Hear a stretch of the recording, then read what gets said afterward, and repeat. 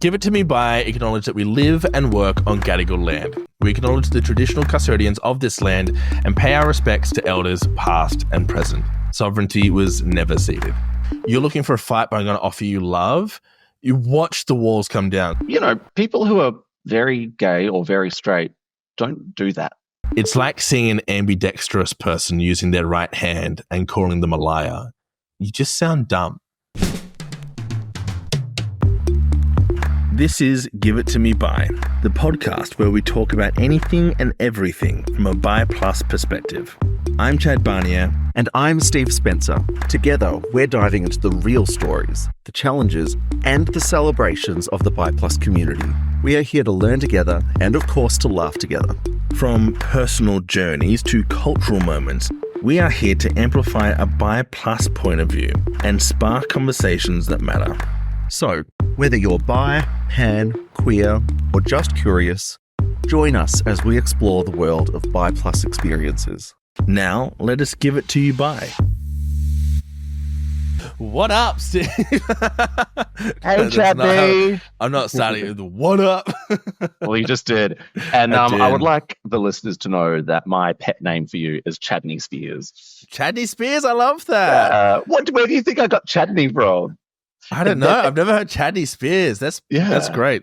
I should get a little tattoo of Britney, but with my face on it. Yeah, you should. In the red, hit me baby one more time. Yeah. Or like the nice clothy number with the python. Oh. That's me now. Oh.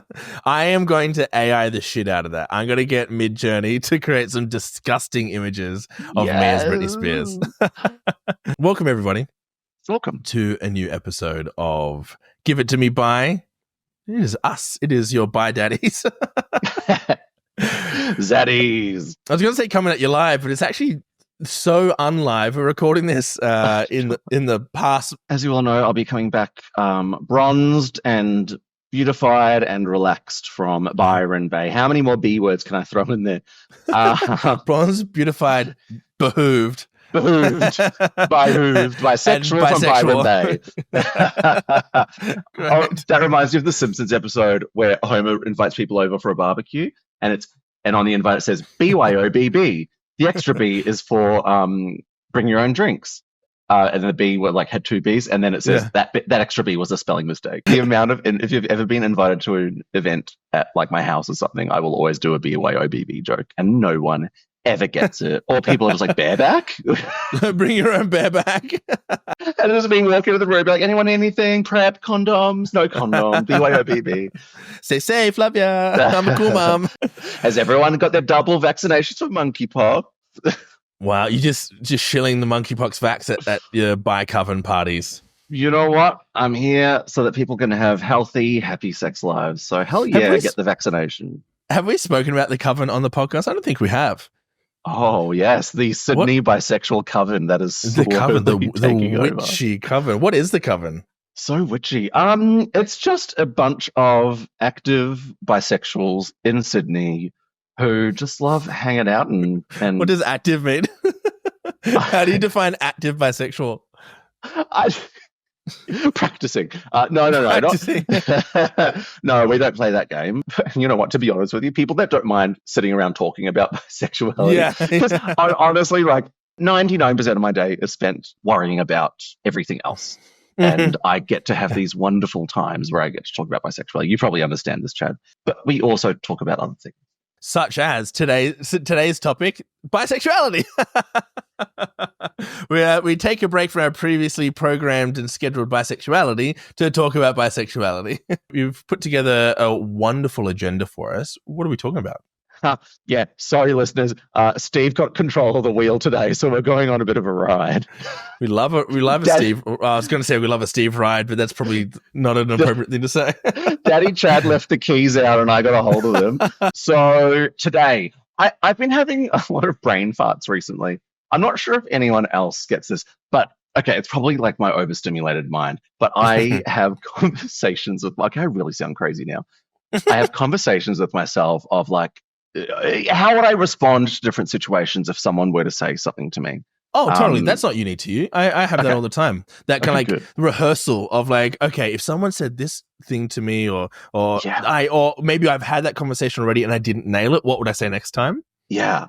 And so like, because I want to nail it and I want to say something devastatingly amazing, I practice these things. And that's how actually, like, people ask me as well, how do you have an answer to everything? I'm like, because I'm up very late thinking about things. But that is what Chad and I are here to do for you all. We've done the hard thinking, the sleepless nights, and we're going to go through some common comebacks to things that many bi people may hear.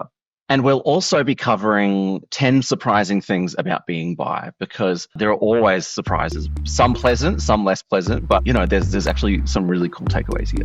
Before we jump into our kind of main segment today, we do want to take a moment to acknowledge what's happening in the world. As we are recording this, the US election has just been called, and no doubt it's left a lot of people in our community and beyond feeling shaken and unsure of what the future holds. We understand that this is a really sensitive time and that emotions are running high for so many of us. Some of us may be worried, angry, and even numb, and that is so okay. However you're feeling, know that you're not alone. Yeah, totally. In tough times, challenging times like this, we honestly believe in the power of community and solidarity. We have always found power in community in tough times. And no matter what's happening in the political landscape, we are here to be a source of strength, visibility, and support for everyone. Yeah, hell yeah. And today we're not here to offer sweeping solutions or promises about what's to come, of course, but, you know, we want to encourage each of you to keep showing up as yourselves, to keep being visible, and to support each other in the ways that matter. Throughout today's episode, as we explore the joys and the challenges of living openly as bi+ people, we'll talk about some of the unique struggles we face and how to navigate them. And while we don't have all the answers for everything, and these conversations are no doubt going to be coming up more often over the next few weeks, months, and years, we're here to offer a space where you can feel seen, heard, and empowered to keep moving forward. So yeah, how about we dive in and explore what it really means to be bi, proud, and resilient in the face of uncertainty. Of all of it. Yep. Let's do it. So today we're talking 10 surprising things about being bisexual, the joys and the hard truths. Steve, can you kick us off with what is your first surprising joy?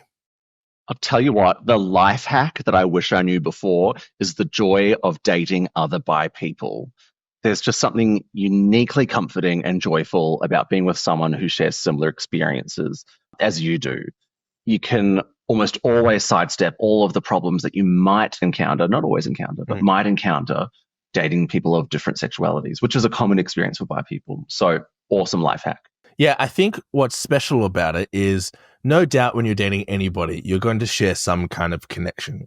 And so if your sexuality is important to you versus maybe someone's interest in film or someone's interest in literature is important to them, if your sexuality is important to you and it's important to somebody else as well, coming together on that level can be really empowering and make you feel really seen on just a really fundamental way. All right, Chad, what is the next surprising thing about being bi? Yeah, one of the things that's really surprising is discovering just how many people are bisexual. It is bizarre when you start to be more open about your bisexuality, and as you start to come out and be open about it with other people, people see you as a bit of a lighthouse and a trusted space. And so people start coming out to you and you start seeing it more often. So from celebrities to friends you've known for years, it's amazing to see such a vast and diverse bi+ community growing openly around you. It's really quite wonderful and a bit of a life hack to having this attached support at all times. Totally. It's sort of like Oprah. You're a bisexual. You're a bisexual. You're a bisexual. That's what it feels like sometimes. It does feel like that. Yeah, yeah. And number 3, the strength of the bi+ community. Like, wow. Despite facing unique challenges, the bi community is resilient. We're resourceful. We are everywhere and we're organized. Something that I didn't realize before coming out, and something that I'd hear is like, where is the bi community? Then after coming out, it's like, here it is. Here are these organizations. Here are these groups of bi people. And we're everywhere all over the world. Definitely make sure you connect with your local bi plus community and local bi plus organization. Because we face stigma, we are afraid to come out, but it is in coming out that you start to notice where all these communities are popping up. And we will have you any day of the week. Please come along to online, in person, and all the different events and ways that we gather together. We would love to have you there. Yeah, come. We have snacks. Yeah, I find another joy about being bisexual is recognizing that bi people have always been here. It is a fallacy to think that bisexuality is one of these new fancy fandangled sexualities that it's just the kids coming up with it. We've seen throughout history with Alexander the Great and Freddie Mercury and all these different people throughout time have been bisexual. It's just that the histories are often rewritten by people who don't honor the community or don't care to honor the community. And recognizing that legacy can be really empowering, knowing that you're part of a long line of resilient, courageous bi individuals. And bi plus people have, of course, been there for all the highs. We've been there for all the good moments, and we've also been there for all the bad moments. So, bit of a trigger warning. This is a heavy thing, but we've been there facing homophobia and transphobia the whole way. You know, bi men were getting bashed up next to gay men, and still are. Here in Sydney, the famous cliff pushing. Bi men were getting pushed off the cliffs right alongside gay men. And it's important that we acknowledge that that is part of our history because it's a shared history within the LGBTIQ plus community, that bi plus people have always been there. Yeah, amen. Surprising thing, number 5, bisexuality and fluidity can be liberating. So tell me. Right, I know. I'm feeling very fluid today. It's extremely humid here in Sydney. So I'm feeling particularly fluid. But, I'm feeling some fluids. I'm feeling some fluid. But, for some, being bi means embracing a fluid sense of attraction that doesn't fit neatly into a box. And I love saying that identifying as bi plus is the anti-box because it is an anything. This openness can feel so freeing. And it leads to personal growth. It leads to a broader view of love and attraction. It means we actually think about things. It unbinds us from restrictive norms. It's freedom to me. What I love about it is, at least for me, recognizing and reckoning with my bisexuality and the fluidity of that allowed me to imagine what that fluidity looked like in other capacities as well. Exactly. Fluidity with gender, fluidity with masculinity, fluidity within relationships. And it really kind of unlocked there's a bit of a paradigm shift and a way to look at the world differently. Yeah, it unlocks so much. And the last on the list of the surprising joys of being bisexual is finding humor and joy in bi-visibility. It's interesting because the narratives that we've been told our whole life is about doom and gloom, about this the bisexual burden, if you will. Yeah. And being bi sometimes comes now with these shared jokes and funny moments, and that only your fellow bi people will truly understand. And this shared humor can be really refreshing reminder of the unique and joyful aspects of being bi and being seen. Is someone gets you. It's this in-crowd, in-joke thing that perhaps you might not have had previously. And finding that joy is a nice realization of like, I'm valid and my life doesn't have to be a doom and gloom narrative that I've been sold it to be. Totally. We just have a ball with all of this. People think that it's so serious, and it is, but it's just overwhelmingly fun. Now, we've split this list into two things, joys and hard truths. So, Steve, what is the first surprising hard truth about being bisexual? A surprising hard truth is the lack of bi-specific services and resources. And as a bi person, you encounter this all the time. So many LGBTIQ plus resources cater specifically to gay and lesbian people, often leaving bi people without the tailored support that they often need. So whether it's like counseling or community events, the lack of bi-specific options can feel isolating.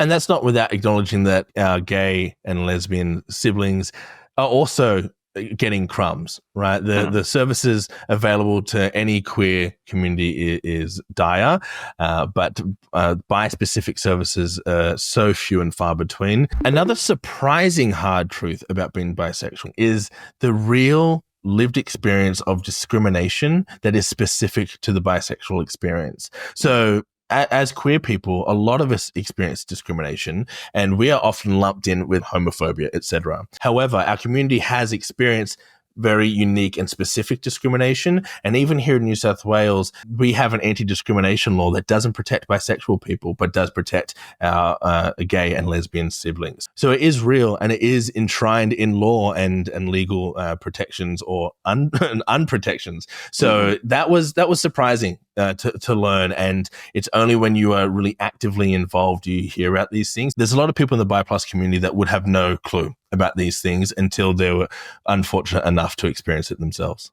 It even goes beyond that. So here in Australia, you can get exemptions around gender who can come into your venue. And so there are lots of places that only allow men in, but it's a queer venue. And so what does that tell bi people? We can't bring our partners in. Our partners have to wait in a different line to us. And for gay or lesbian people, this is not an issue. You're dating people of the same gender. Your friendship group may be of the same gender. But then for those of us who live in the grey area of bisexuality, it poses some real logistical issues. Cool. But no, seriously, like it pisses me off. In Melbourne, there are so many venues that are gay men only, or not gay men only, but they are gay men priority. Like literally, you go to the Peel, there's a line for gay men and a line for everyone else, and they clear the gay men line before the rest. And women who go into the venue have to agree to a separate set of terms and conditions to enter the venue. Wow. Yeah. Yeah, it's funny. I've not come across any bi space that says no gays welcome. We don't do that. In this club, we all fam. In the club, we all fam. Oh, Steve and I were saying that 900 times before we started recording. He's been desperate to say it. This is great. Yes. Really ties nicely into the next surprisingly hard truth about being bisexual is that erasure and invisibility exists even inside of queer specific spaces. That's really quite an unfortunate and harmful one, because we come out, and depending on when you come out or where you come out, you get excited to kind of come into community, because a lot of us don't grow up in queer families. So we then go out in search of queer community, and bisexuality is so often misunderstood even in queer circles, that this and can lead to feelings of being invisible or erased, where your identity isn't fully acknowledged. So you may feel pressure to pick a side or be categorized by your current relationship beyond something that you're comfortable with, and it's really quite unfortunate. And then another hard truth, a surprising thing about being bisexual, are the unique mental health challenges that we face, not just as a community, as a cohort, but individually. So the studies have shown that bisexual individuals experience higher rates of mental health struggles compared to their gay and their straight peers. This is often due to the compounded stress of both external stigma and internalized stigma. A trigger warning here, we are talking about mental health statistics, but you know, our suicide and attempted suicide rate is twice that of gay people, which is roughly twice that of straight people. It's really bottom of the rung sort of stuff. Pretty devastating that there's a bi-mental health crisis that no one's talking about.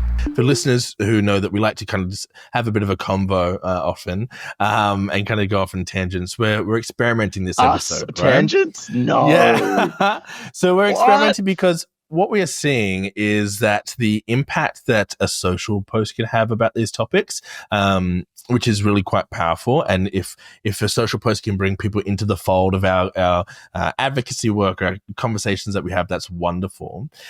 However, social media needs to be such a snappy and digestible medium. So that's why we're kind of playing with this format, and hopefully you're enjoying it. Let us know what you think in our private Facebook group. So we'll see how we go. Maybe it works wonderfully. Maybe it flops. We'll see.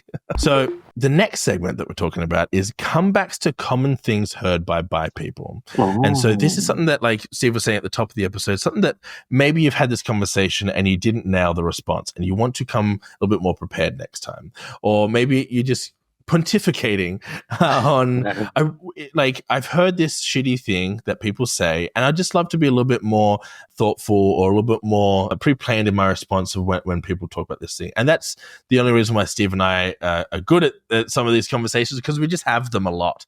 So so we've picked out a bunch, or is it maybe 8 or 10 different things, and we've got a few different types of responses depending on maybe your personality or the way you'd like to respond to people. Yeah, I'm going to do like maybe in my responses, sassy Steve, when I want to be right.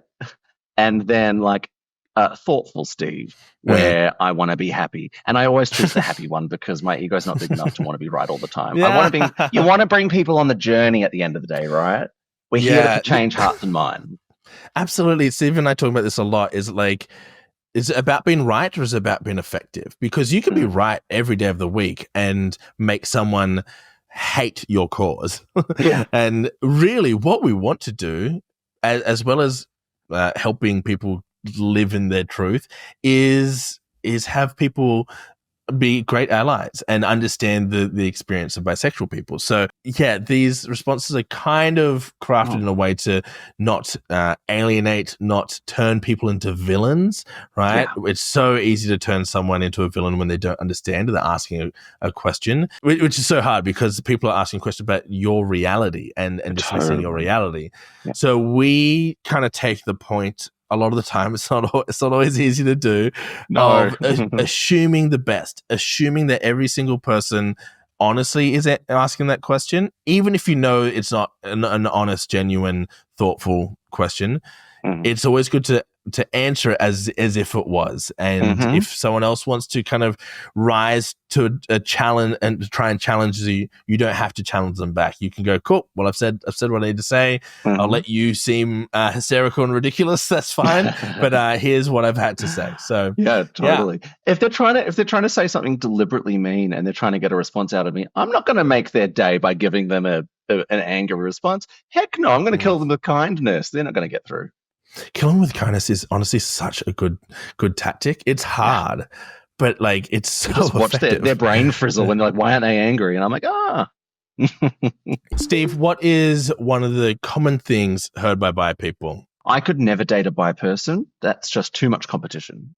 So if I was to answer this in like a thoughtful way, I'd say, look, I get why that's intimidating. I get that, like, if you were dating somebody, you would want to be as safeguarded in that relationship as possible. However, being bi doesn't mean I'm attracted to everyone, right? Just like anybody else, I value commitment and respect within a relationship. And I would expect that of any partner.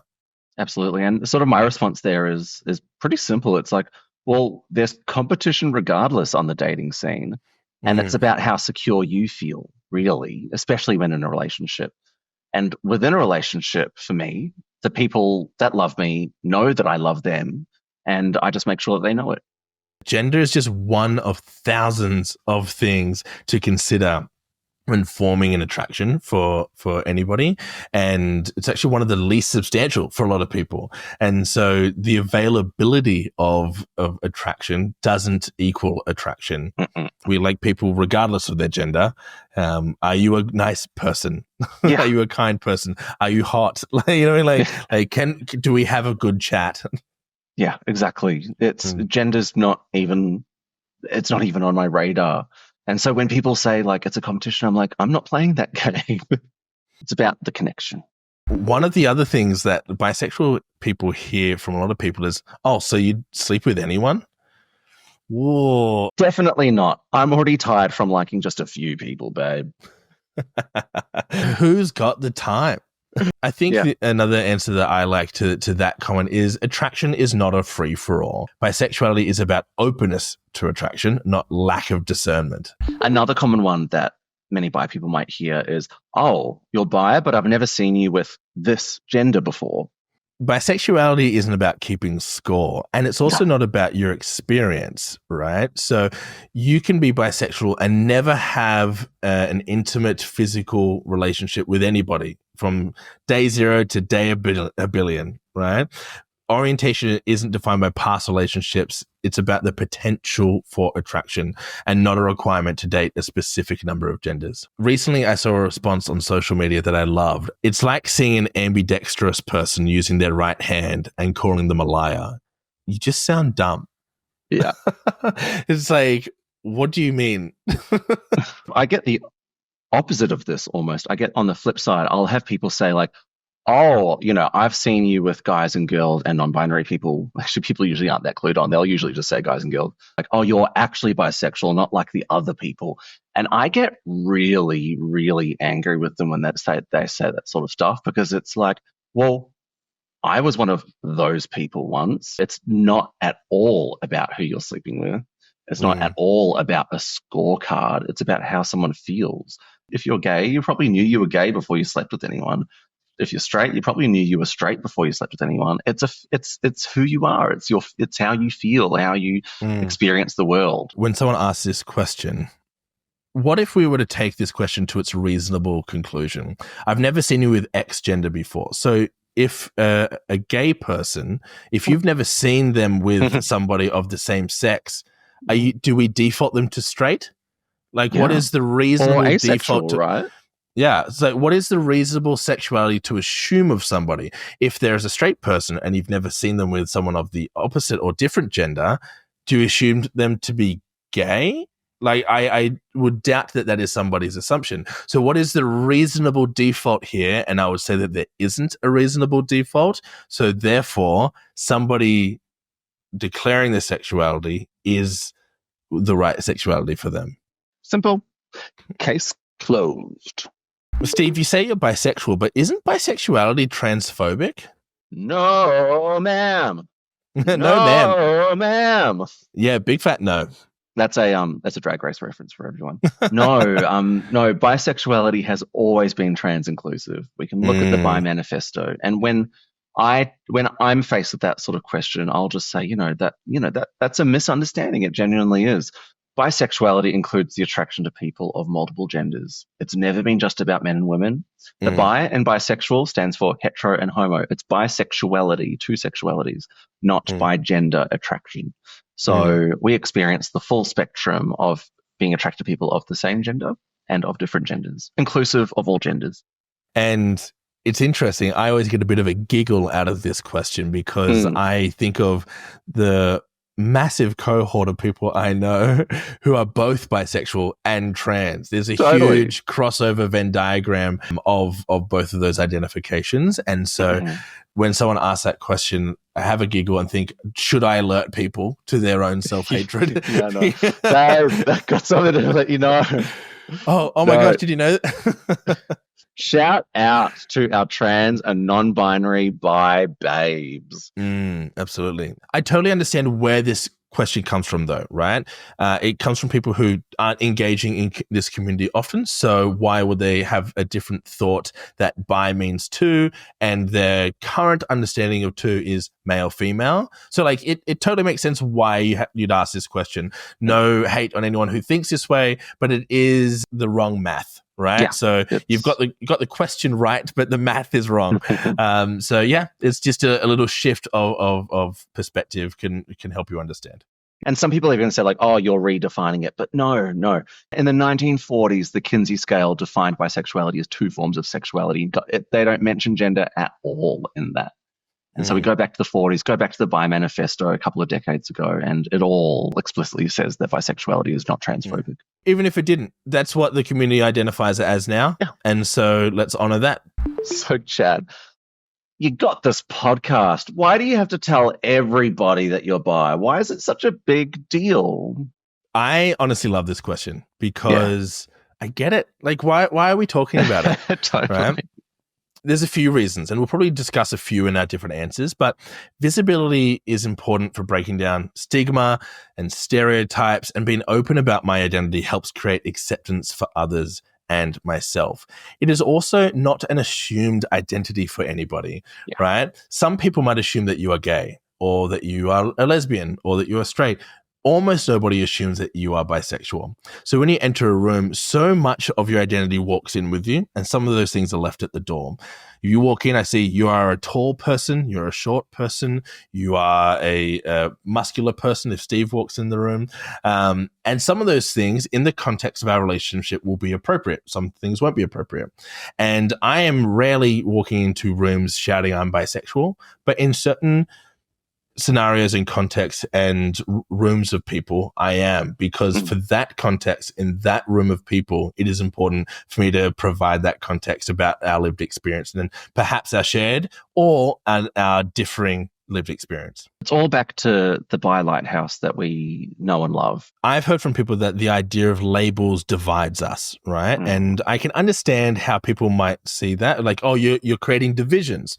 However, my take on it is what it does, it allows for a whole bunch of opportunity for community, right? Every little box that is created through a new label or whatever is an opportunity for connection for people who are seeking to find that community. If that's not you, that's totally fine. You don't have to find yourself in everyone's community. I am happily not engaged in a lot of communities. You are engaged with the Dungeons and Dragons community, though. That is the hill you will die on. No, I want to be engaged. You want to be? Can someone get Chudney in with the D&D crowd?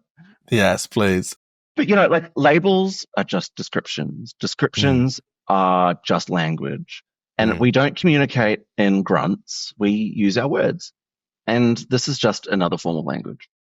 I'd love to talk about an experience I had just the other day. I was at an event, and after the event, I was talking to two people about labels. And one of those people said, why do we need to have all these different labels? Can't we just talk to people as humans?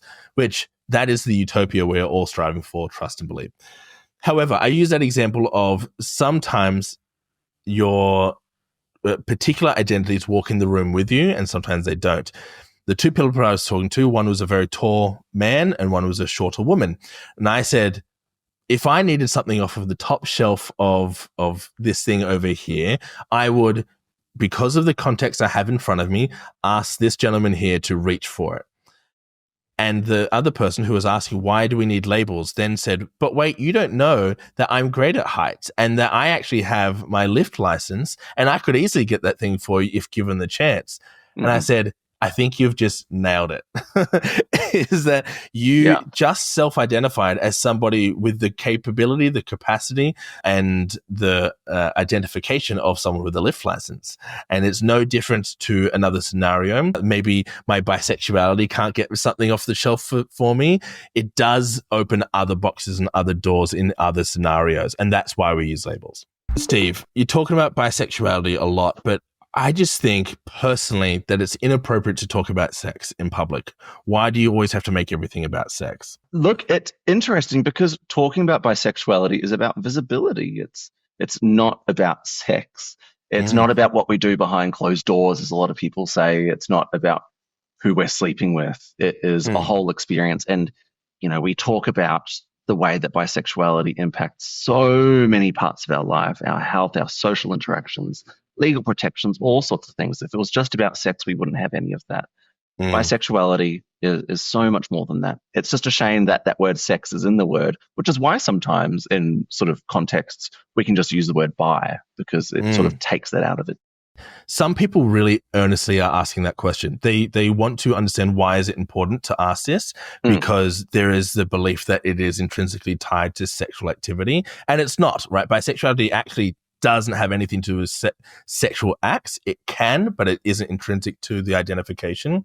However, there are some people who mean to use that line of questioning to stoke fire or stoke conversations that mean harm, right? If you tie somebody's identity to something that is inappropriate or offensive or untoward, then you get to dismiss and throw away the conversation entirely. Some people have maybe not the best intentions and motivations behind asking this question. And I guess if you want a dismissive answer, just say, I thought everything was about sex. Are you not interested in sex? I mean, if we want to go meta, you could definitely draw an argument that everything is about sex. So everything comes back to sex eventually. Also want to make the point, this is a sex positive space. There is no shame at all about things being about sex. Absolutely. So I like to talk about the idea of being authentic and being true. If the way I talk to my grandmother versus the way I talk to Steve versus the way I talk to my nieces and nephews would require a different version of me to turn up and a different level of appropriateness. So I fully understand tailoring language for different scenarios. However, that doesn't mean I'm being untruthful to myself and my identity or my experience, but they're requiring an appropriate level of myself and in my experience. So different people might have a different understanding of what is and isn't appropriate in any kind of context, but that's another thing to kind of navigate. So, Chad, another thing we commonly hear is bisexuality doesn't really exist. People are either gay or straight. Yeah, it's a common misconception. Many people identify as bisexual, and actually inside of the LGBTQIA plus community, we make up the largest portion of that community, over 60%. And many people, so we identify as bi, experience genuine attraction to more than one gender. It's as real as any other orientation. And just because you don't necessarily understand or want to understand doesn't mean it's not real. I read a really interesting tidbit.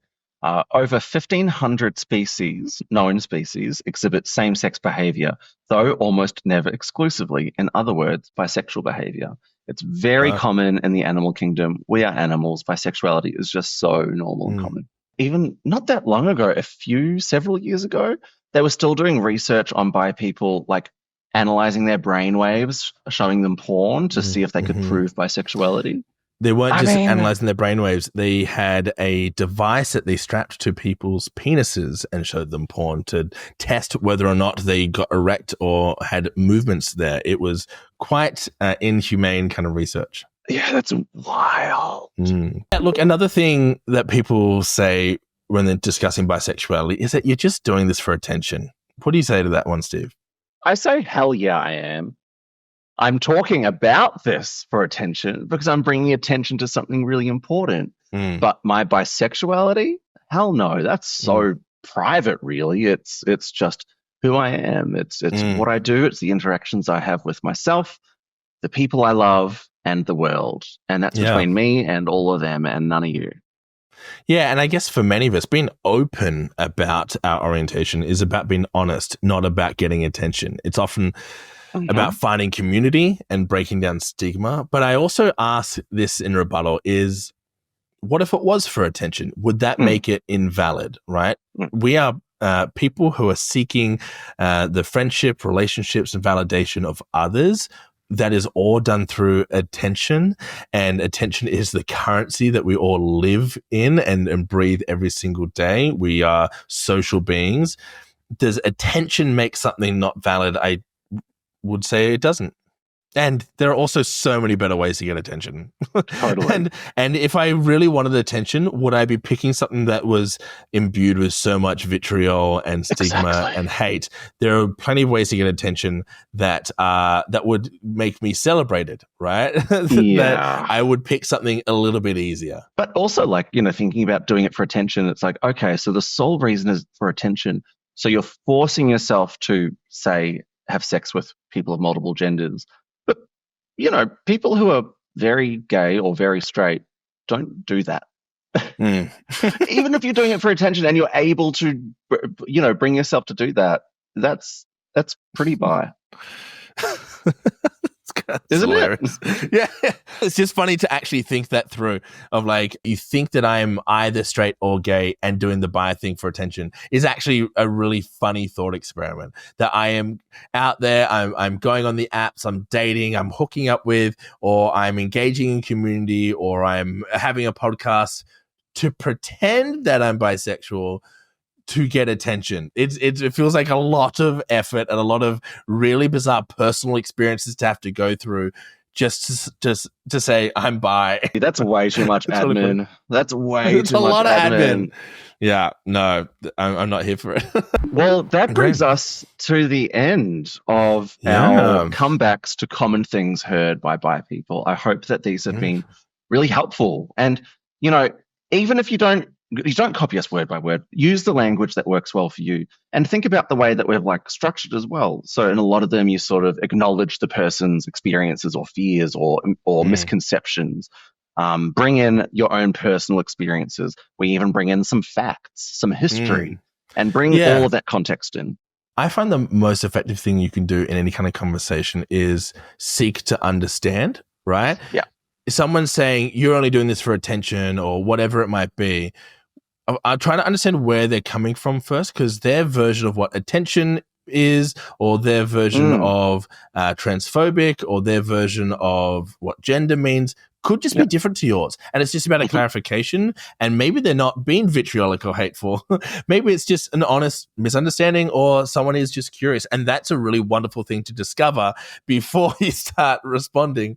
And so I've found, I've worked with in different industries that you are working with or for or against people who think incredibly different to you. And the best advice I can give everyone is just respond with, hey, that's a fantastic question. Just honor the question. Like, people are so not ready to be thanked in asking something like this, and it's so disarming. Literally. Yeah, people are ready for a fight sometimes, and if you almost flip it and go, you're looking for a fight, but I'm going to offer you love, you watch the walls come down. So let's say someone says, why do you have to tell everybody? Why is it such a big deal? Instantly, the shekels go up, right? Like, because of the wonderful things he does. Was that a musical reference? Yeah, it's Wizard of Oz. Okay, that one's mainstream. You have to get that one. Sorry. Okay, let's say someone says, oh, why do you have to tell everybody? Why is it such a big deal? If you pause and go, that's actually a really good question, and thank you so much for asking. Do you mind if I actually kind of break down how I got to this point and why I feel I need to talk about it? Like right there, you have changed the mood, you've changed the vibe in the room, and you've made them not feel like you're about to attack them, because we're trying to be pragmatic. We're trying to make a difference. We're trying to make have an effect. And no one will ever change their mind if you call them an idiot. If you call them wrong, if you say, you are an idiot, how dare you? If you call them biphobic, you're not going to get anywhere. Yeah, straight away, you've got someone who's on the defensive, or who's just going to go glassy-eyed and just not receive anything you've got to say. And so I just found it so powerful in breaking down barriers with people. And it might not happen that time, but if you turn up often and consistently as someone who offers love and understanding and patience, and offer somebody an out to not be a bigot, enough times they'll go, oh, you're just full of love. You're not trying to do anything here. I'm going to listen to what you have to say. And it might take 2, 3, 20, 400 times, but it's worth it, I think, to turn up with that default understanding of empathy. Yeah. No notes, no crumbs left, Chad. You killed it. I love that. I love that. I want that to be what people think, because it's brilliant. Well, thank you. It's something that I used to get very defensive. When I first started stepping into kind of activism space, and especially just because it's so intrinsic to who we are. This is my identity, that like, if you have a question, you're questioning who I am. I refuse to consider that people were just curious. And I just found that I was getting in more fights than was necessary.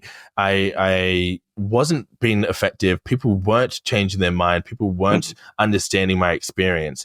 And I just found, Steve, you mentioned a few episodes ago your dad's advice would flow like water.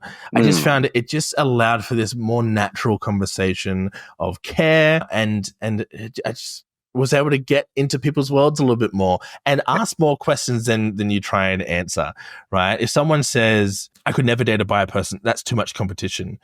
Before you answer it, ask another question, clarify. What do you mean by competition?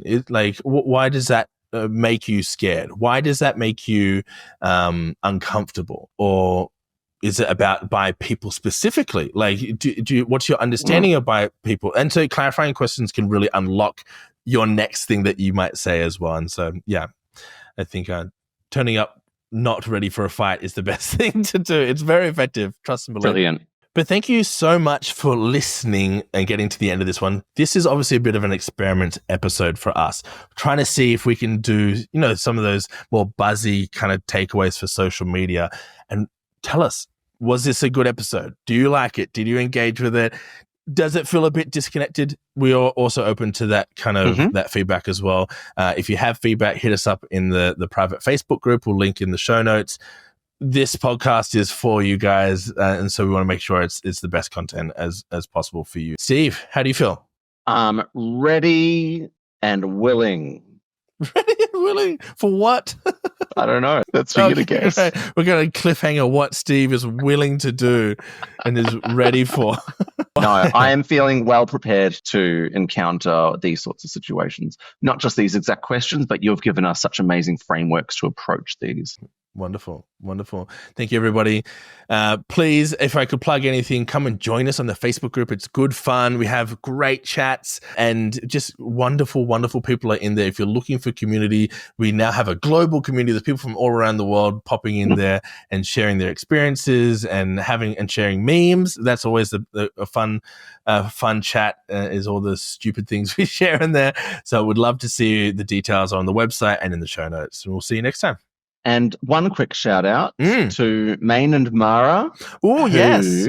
The local jeweler, local biconic jeweler, who has supplied this amazing necklace that I'm wearing. I was wearing the earrings, but because I'm wearing headphones, they started stabbing my neck. But I've got the fun earrings. Hey. Thank you so much for these wonderful gifts. That's very thoughtful of you. Yeah. So for the people watching, you can see them, but for the people listening, we've just got these amazing bisexual jewelry items. Yeah. Living handmade. Love it.